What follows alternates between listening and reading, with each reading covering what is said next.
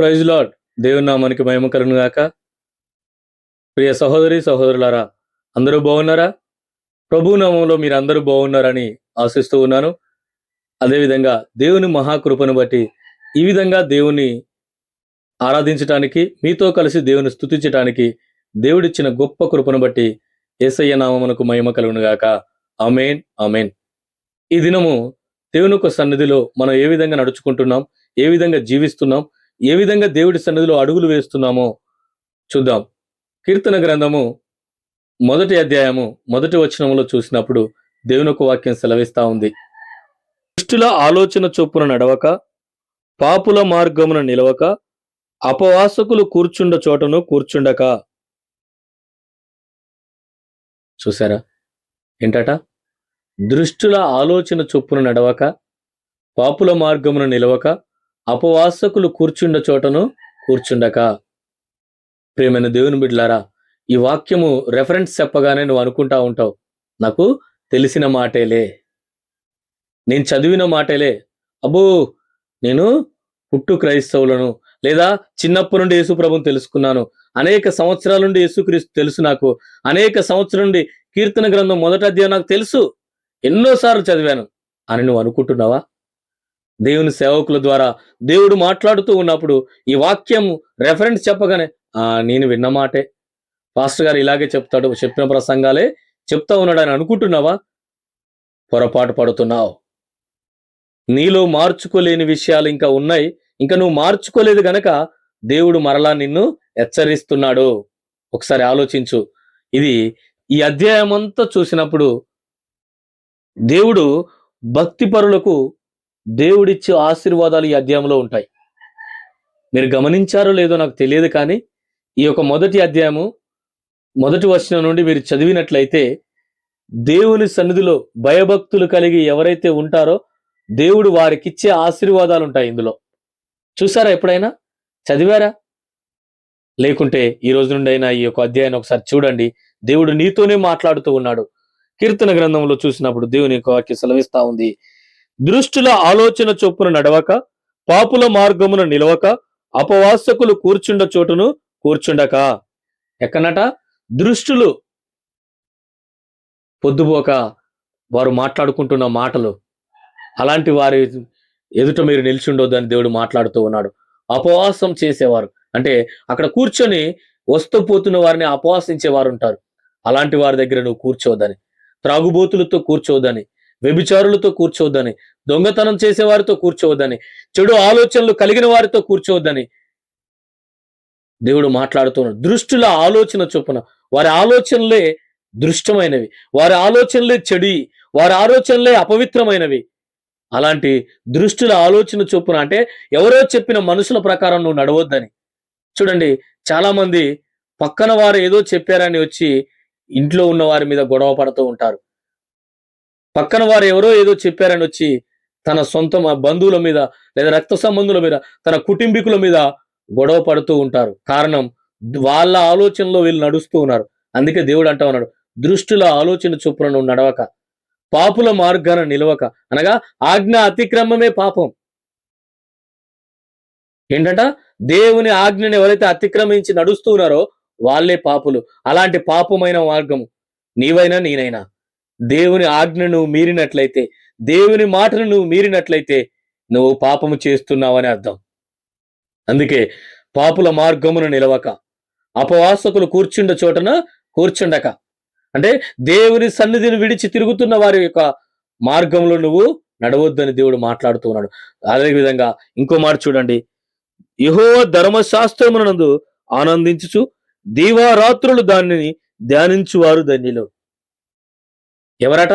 యెహోవా ధర్మశాస్త్రమును, అనగా ఇదిగో ఈ పరిశుద్ధ గ్రంథమును ఎవరైతే ఈ యొక్క ధర్మశాస్త్రమునందు ఆనందించుతూ దీవారాత్రులు ఈ గ్రంథాన్ని ధ్యానిస్తూ ఉంటారో, ఎవరైతే ఈ గ్రంథాన్ని ధ్యానిస్తూ ఉంటారో వారే ధన్యులు. లోకములో మనుషుల మాటలు కాదు, లోకములో ఒకరి మీద ఒకరు పితరులు చెప్పడం కాదు, ఒకరి మీద ఒకరు నిందలు వేయటం కాదు.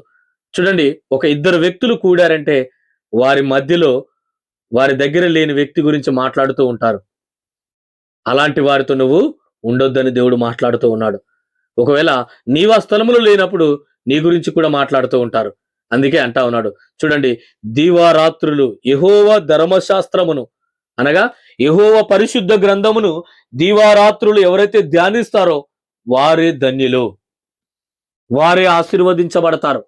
నువ్వు పెద్ద బైబిల్ పట్టుకొని దేవుని మందిరానికి వచ్చినంత మాత్రాన, తెల్లని వస్త్రాలు ధరించుకున్నంత మాత్రాన, వెలుగెత్తి ప్రార్థన చేసినంత మాత్రాన, లేక దేవుని సేవకులతో ఇదిగో ఈమె భక్తి పరురాలు, ఇదిగో ఇతను భక్తి పరుడు అని నువ్వు అనిపించుకున్నంత మాత్రాన, నీ వీధిలో కానీ, నీ ఉంటున్న స్థలములో కానీ, నీ ఉంటున్న ప్రాంతములో నువ్వు దేవుని బిడ్డలు అని చెప్పుకుంటున్నంత మాత్రాన ప్రయోజనం లేదు. కానీ ఇక నువ్వు సీనియర్ అయినా అనగా 10 సంవత్సరాలు, 20 సంవత్సరాలు, 5 సంవత్సరాలు, సంవత్సరాల కొద్ది నేను యేసు ప్రభుని నమ్ముకున్నానని చెప్పుకొని తిరుగుతున్నంత మాత్రాన, బోర్డు తలిగించుకున్నంత మాత్రాన ప్రయోజనం లేదు. కానీ ఈ యొక్క ధర్మశాస్త్రమును అనగా ఈ పరిశుద్ధ గ్రంథమును ఎవరైతే ధ్యానిస్తారో, ఎప్పుడు దీవారాత్రములు ఈ యొక్క ధర్మశాస్త్రమును ధ్యానించువారు ధన్యులు. మనం ఏం చేస్తాం, దీన్ని తీసుకెళ్లి ఆదివారం నాడు పట్టుకొని వచ్చి దేవుని మందిరానికి వచ్చి మళ్ళీ తీసుకెళ్లి ఆ సెల్ఫ్లో పెట్టేసి, లేదా ఆ అల్మారాలో పెట్టేసి, లేదా ఆ బీరువాలో పెట్టేసి, లేదా ఆ యొక్క సంతకాలో పెట్టేసి దాసి మళ్ళా ఆదివారం తీసుకొని వస్తే ప్రయోజనము లేదు. చూడండి ప్రియమైన దేవుని బిడ్డలారా, దేవుని యొక్క సన్నిధిలో మనకు ఆరోగ్యం బాగోలేదు, మనం హాస్పిటల్కి వెళ్ళాము. అక్కడ ఉన్న వైద్యులు అనగా డాక్టర్ గారు మనకు ఒక సిరప్ రాశారు, అనగా టానిక్ రాశారు. మన తెలంగాణ భాషలో టానిక్ లేదా సిరప్ రాశారు. ఆ యొక్క సిరప్ రాశారు, టాబ్లెట్స్ రాశారు. అవి తీసుకొని వచ్చి ఇంటికి వచ్చి అవి ఆ అల్మారాలో లేదా ఆ సెల్ఫ్లో పెట్టేసి, ఆ బీరువాలో పెట్టేసి మళ్ళీ ఒక నెల రోజుల తర్వాత నువ్వు వెళ్తే నీ యొక్క జబ్బు తక్కువ అవుతుందా? కాదు. ఎందుకు? మందులు తెచ్చుకున్నావు కదా, సిరపులు తెచ్చుకున్నావు కదా, డాక్టర్ ఇచ్చిన అన్ని తీసుకొచ్చుకున్నావు కదా, మరి ఎందుకు తక్కువ కాదు? అంటే దాన్ని వినియోగిస్తేనే, దాన్ని టేస్ట్ చేస్తేనే, దాన్ని త్రాగితేనే, ఎప్పుడైతే ఆ యొక్క సిరపు నీవు త్రాగుతావో, ఎప్పుడైతే అది నీ యొక్క శరీరంలో ఇముడుతుందో, ఎప్పుడైతే అది నీ శరీరంలో రక్త ప్రసరణలో కలిసిపోతుందో, నరాల్లో రక్త ప్రసరణ జరుగుతుందో, అప్పుడు నీ శరీరానికి బలము, శక్తి వచ్చి ఆ యొక్క రోగాన్ని కలిగించే క్రిములను నశింపజేసి నీ జీవితంలో మంచి ఆరోగ్యాన్ని కలుగజేస్తుంది. అదే విధంగా ఆ సెల్ఫ్లో పెడితే ఏ విధంగా సిరప్కు వాల్యూ ఉండదో, ఏ విధంగా నీకు ఆ మంచి ఆరోగ్యం కలగదో, అదే విధంగా ఈ యొక్క ధర్మశాస్త్రమును ఎక్కడో పెట్టి లేదా ఏ అల్మారాలో పెడితే నీకు ప్రయోజనం లేదు. కానీ దీవారాత్రములు యెహోవా ధర్మశాస్త్రమును ఎప్పుడైతే నువ్వు ధ్యానిస్తూ ఉంటావో, ఎప్పుడైతే నువ్వు నెమరవేస్తూ ఉంటావో, నీవు ధన్యుడివి, ధన్యురాలుగా మార్చబడతావు. నీ కుటుంబము ఆశీర్వదించబడుతుంది. చూడండి ఇంకా దేవుని ఒక వాక్యం సెలవిస్తా ఉంది. ఏంటట? అతడు నీటి కాలువ యోరను నాటబడినదై ఆకువాడక తన కాలమందు ఫలమిచ్చు చెట్టు వలె ఉండును. ఏంటట? అతడు ఎలా ఉంటాడట? నీటి కాలువ యోరను నాటబడినదై తన కాలమందు ఫలమిచ్చు చెట్టు వలె ఉంటాడు. ఎప్పుడు? ఈ యొక్క ధర్మశాస్త్రమును దీవారాత్రులు ధ్యానించినప్పుడు, ముసలమ్మ ముచ్చట్లు పెట్టినప్పుడు కాదు, ఇతరులతో కలిసి వ్యర్థమైన సంభాషణ చేసినప్పుడు కాదు, చెడు ఆలోచనలు చేసినప్పుడు కాదు, పనికిరాని సంభాషణలతో పాల్గొన్నప్పుడు కాదు, అల్లరి ఆటపాటలతో ఉన్నప్పుడు కాదు, కేవలం ఈ యొక్క ధర్మశాస్త్రమును అనగా ఈ పరిశుద్ధ గ్రంథమును ఎప్పుడైతే నువ్వు ధ్యానిస్తావో, ఎప్పుడైతే నెమర వేస్తావో, ఒకవేళ నీకు చదువు రాదా, దేవుని సేవకులు చెప్పిన వాక్యాన్ని నువ్వు గుర్తుంచుకొని ఎప్పుడైతే ఇంటికి వెళ్ళిన తర్వాత నెమర వేసుకుంటావో, అప్పుడు నీవు నీటి కాలువ యోరను నాటబడినదై ఆకు వాడకుండా, నీటి కాలువ యోరను ఉన్న చెట్టును చూడండి, ఎన్ని ఎండలు వచ్చినా ఎన్ని జరిగినా అది ఆకు వాడక తన కాలమందు ఫలమిస్తూ ఉంటది. అదేవిధంగా దేవుని వాక్యమును ఎప్పుడైతే ధ్యానిస్తూ ఉంటావో, ఆకు వాడక తన కాలమందు అనగా నీ కాలమందు ఫలమిచ్చి చెట్టు వలె నువ్వు ఉంటావు. ఇంకేం జరుగుద్దట? అతడు చేయునదంతయు సఫలమగును. నువ్వు ఏ పని తలపెట్టినా అది సఫలమవుతా ఉంటది, అది పూర్తి అవుతా ఉంటది. చూడండి అనేక మంది కొన్ని పనులు మొదలు పెడతారు, అవి మొదలు పెట్టినప్పుడు మంచిగానే మొదలు పెడతాడు, మధ్యలోనే ఆగిపోతాయి. మొదలు పెట్టినప్పుడు మంచిగానే ప్రారంభిస్తారు, మధ్యలోనే ఆగిపోతా ఉంటాయి. కారణం ఏంటి? దేవుని వాక్యాన్ని వాళ్ళు ధ్యానించట్లేదు. నీటి కాలువ యోరన వారు నాటబడలేదు. నువ్వు ఎక్కడ నాటబడి ఉన్నావు? ఏ స్థలములో నాటబడి ఉన్నావు? ఏ బూతుల మధ్యలో నాటబడి ఉన్నావు? ఏ యొక్క అపవాసం చేసే వారి మధ్యలో నాటబడి ఉన్నావు? ఏ స్థలములో ఉన్నావో ఒక్కసారి ఆలోచన చెయ్యి. ఏ ముస్లమ్మ ముచ్చట్లతో బ్రతుకుతున్నావో ఒకసారి ఆలోచన చెయ్యి. నువ్వు సంవత్సరాల కొద్ది దేవుని మందిరికి రావచ్చు. సంవత్సరాల కొద్ది దేవుడి సన్నిధిలో ప్రవేశించుండొచ్చు. కానీ దీవారాత్రులు ఈ దేవుని వాక్యమును ధ్యానించినట్లయితే అప్పుడు నీటి కాలువ ఎవరన్నా నాటబడినదై ఆకు వాడకుండా తన కాలమందు అనగా నీ కాలమందు నువ్వు ఫలమిచ్చే చెట్టులాగా ఉంటావు. నీ కుటుంబంలో నువ్వు దీవించబడతావు, ఆశీర్వదించబడతావు. అనేకులకు ఆశీర్వాదకరంగా నువ్వు మార్చబడతావు. అనేకులకు మేలుకరంగా నువ్వు ఉంటావు. ప్రియమైన వారలారా, దేవుని ఒక వాక్యం సెలవిస్తా ఉంది. దృష్టుల ఆలోచన చొప్పున నడవకుండా నువ్వు ఉన్నప్పుడు, పాపుల మార్గమును నువ్వు నిలవకుండా ఉన్నప్పుడు, అపవాసకులు కూర్చున్న చోటన నువ్వు కూర్చుండకుండా ఉన్నప్పుడు, అపవాసం చేసేవారు ఉంటే అక్కడ నీవు కూడా అపవాసం చేసుకుంటుంటున్నావా? ఒక్కసారి పరీక్షించుకో. ఒకసారి నిన్ను నీవు ఆలోచించు. అదేవిధంగా దేవుని ఒక వాక్యం సెలవిస్తోంది. దుష్టులు అలాగున ఉండక గాలికి చెదరగొట్టు పొట్టువలే ఉంచారు. ఎలా ఉంటారట? దృష్టిల ఆలోచన చొప్పున నువ్వు నడిస్తే ఆ దృష్టిలో ఎలాగైతే గాలికి చెదరగొట్టు పొట్టువలే ఉంటారో నీవు అలాగే చెదరగొట్టు పొట్టువలే ఉంటావు. దృష్టిలో అలాగు ఉండక ఎలాగట? నీటి కాలువ ఎవరైనా నాటబడినదై తన కాలమందు ఫలమిచ్చు చెట్టు వలె ఉండకుండా ఎలా ఉంటారట? గాలికి చెదరగొట్టు పొట్టు. చూడండి, వరి పొట్టు చూడండి, గాలి రాగానే అది చెల్లా చెదిరైపోతా ఉంటది. చూడండి, ఓపెన్ ప్లేస్ లో సుడిగాలి వచ్చినప్పుడు అదంతా చెల్లా చెదిరై కట్టె కంప చెత్త చెదారం సుడిగాలి వచ్చినప్పుడు చెల్లా చెదిరైపోతుంది. దృష్టులు కూడా అలాగే ఉంటారు. గాలికి చెదరగొట్టు పొట్టు వలె ఉంటారు. నీవు ఒకవేళ దృష్టిలో ఆలోచన చొప్పున నడుస్తున్నావేమో, పాపుల మార్గాన నిడుస్తున్నావేమో పరీక్షించుకో. దేవుడు తేటగా నీతో మాట్లాడుతూ ఉన్నాడు. ఇదే విధంగా ఇక్కడ చూడండి, కాబట్టి న్యాయ విమర్శలో దుష్టులను, నీతిమంతుల సభలో పాపులను నిలవరు. ఏంటట? న్యాయ విమర్శలో దృష్టులు అనగా దేవుడు న్యాయము తీర్చేటప్పుడు దృష్టులు ఉండరు అక్కడ. అదేవిధంగా నీతిమంతుల సభలో పాపులు అక్కడ నిలబడరు. నీవు నీతిమంతుల సభలో నిలబడాలి అంటే పాపుల మార్గంలో ఉండొద్దు. నువ్వు నీతిమంతుల సభలో నీవు ఉండాలంటే పాపుల ఆలోచనల ప్రకారం జీవించొద్దు. నీవు నీతిమంతుల సభలో జీవించాలంటే పాపముల నడకలో నువ్వు నడవద్దు. అదేవిధంగా ఎవరయ్యా పాపులు అంటే ఆజ్ఞను అతిక్రమించిన వారే పాపులు. ఎవరు ఆజ్ఞగా అతిక్రమించిన వారు?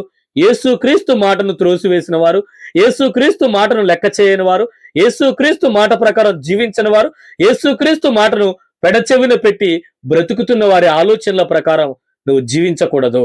వారు నీ వారు మీ చర్చిలో సీనియర్లైనా పర్వాలేదు, పుట్టు క్రైస్తవులైనా పర్వాలేదు, సంవత్సరాల కొద్ది దేవుని నమ్ముకున్న వారైనా పర్వాలేదు. దేవుని వాక్యాన్ని పెడచెవిన పెట్టిన వారని తెలిస్తే, దేవుని వాక్యాన్ని వినని వారని తెలిస్తే, దేవుని వాక్యాన్ని అనుసరించి నడవని వారు, యేసు క్రీస్తు మాటను వినని వారైతే అలాంటి వారి మార్గం ప్రకారం, అలాంటి వారి మాటల ప్రకారం నువ్వు జీవించకూడదు. అదేవిధంగా అక్కడ అంటా ఉన్నాం, న్యాయ విమర్శలో దుష్టులు నిలబడరు. ఎవరు ఆ దృష్టులు? దేవుని సన్నిధిలో దృష్ట ఆలోచనలు చేసేవారు, దేవుని సన్నిధిని పక్కన పెట్టి దృష్టుల ఆలోచన ప్రకారం నడిచేవారు, ఎదుటివారి అన్ని జీవుల ఆలోచనల ప్రకారం నడిచేవారి జీవితాలు దృష్టిలో అన్నమాట. అలాంటి వారు న్యాయ విమర్శనలో ఉన్నారు. న్యాయ విమర్శనలో నీవు నిలబడాలంటే, న్యాయవంతులతో నీవు ఉండాలంటే, న్యాయవంతుడైన యేసయ్యతో నీవు ఉండాలంటే దృష్టుల ఆలోచనల ప్రకారం నువ్వు నడవకూడదు. అదేవిధంగా దేవుని వాక్యం సెలవిస్తా ఉంది, నీతిమంతుల మార్గము యెహోవాకు తెలియను, దృష్టుల మార్గము నాశనమునకు నడువును.